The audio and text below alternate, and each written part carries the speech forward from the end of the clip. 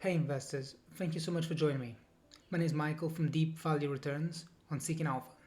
Today I want to talk about Meta. So Meta just reported their Q4 21 results. Going to talk about what happened and why this report is kind of a mixed bag. So on the one side of the equation, there's the whole privacy concerns issue, the likelihood of increased competition, but it's not all bad news, and it needs a bit of nuance right here.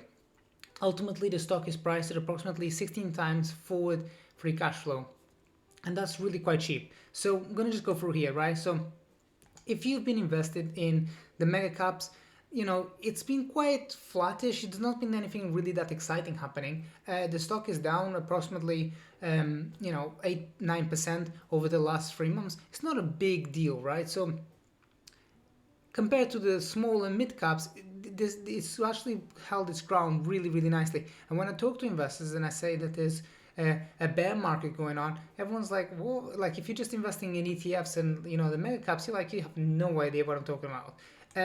Now, here's the thing, right? It actually may not be such a bad deal if you're a long-term shareholder of Meta. This sell-off, right? Because for a while, Meta's been under that kind of pressure about antitrust concerns.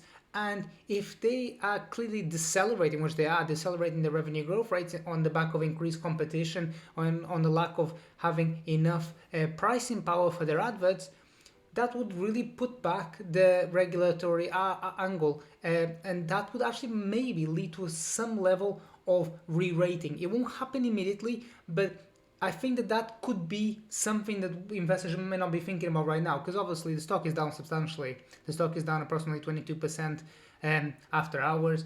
There's a lot of worries. I've been reading around, and people are really kind of worried about this. Here's the thing, right?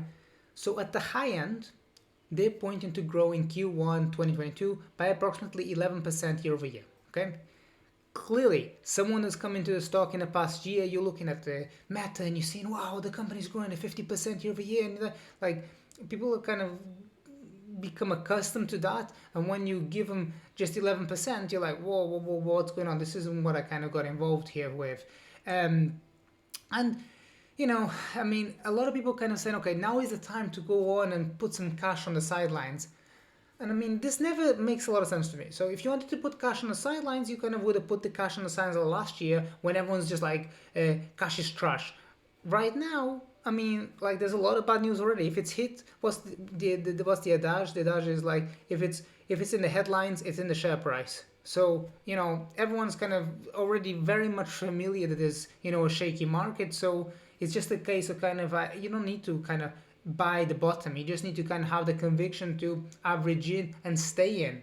Anyway, moving on. So this is what analysts were kind of expecting. Analysts were kind of expecting approximately 14% year over year growth for Q2. So Q2, if you can see here, was the period when the stock was up 56% year over year. So if you think about it, for them to come lapping that was always going to be quite difficult. But when they put out that this at the high end, so they gave an 800 basis point range between 3% to 11% year over year growth rate. So if at the high end they're pointing for Q1 to be up 11%, that implies most likely that Q2 is going to be up probably just double digits, if that, maybe even a nudge below double digits growth rates for Q2. So for investors, this is going to go from Meta being like the growth stock that everyone wants to aspire to Meta being a mature business, and people, that's going to have a dramatic impact on the multiple that investors are willing to pay for the stock.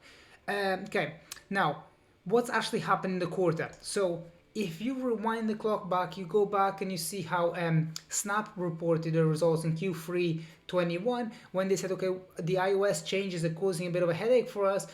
Our ability to measure ads and to target ads inter and intra platform is causing a headache. What that actually means in practical terms is that when Meta or Facebook or Snap or whatever launches an ad, your ability to be able to measure the success rate of that ad on the end consumer is what you get paid on. You get paid on a conversion sale.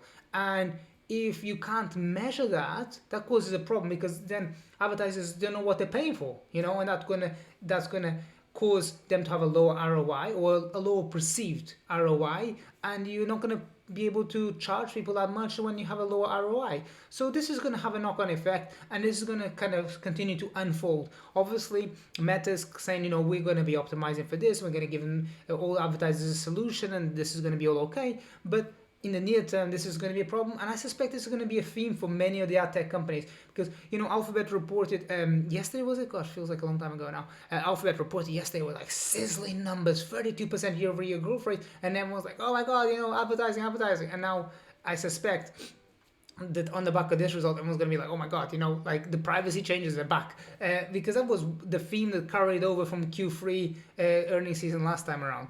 Anyway, okay. So what else here? So this is a test for you readers, okay? So what is the one thing that Meta can do better than practically any other company in the world? What it can do is print free cash flow, okay? So I was looking at this, right? So how many businesses can reach 10 billion in revenues? I mean, there's not a lot of businesses. How many businesses can print over a year 10 billion of free cash flow?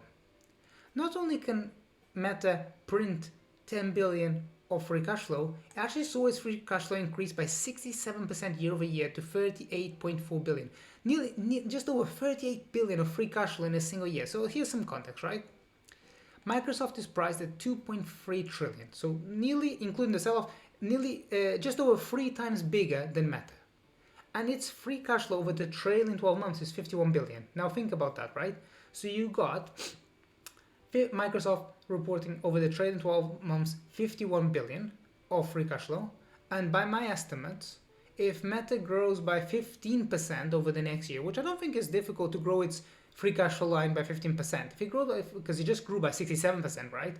So if it grows by 15%, they're going to make approximately 44 billion, which is not that different from 51 billion, in the grand scheme.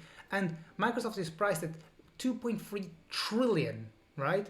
And Meta is priced at approximately 720 billion. So there's a large discrepancy there, and people are putting a lot of weight on Microsoft, and that doesn't necessarily mean that Microsoft is overvalued, but it just kind of adds some context that people are quite doomy and gloomy when it comes to Meta. Now, I want to just kind of highlight a few more things. So, of the companies out there, how many of them got A-class management team with a long history of innovation and are priced at 16 times forward free cash flow? I mean, there's not so many companies. I think that this is really a cheap valuation for people considering. Now, I looked back, and in 2016, in 2018, and in 2020, Meta, or Facebook at the time, saw its stock sell off by more than 20%.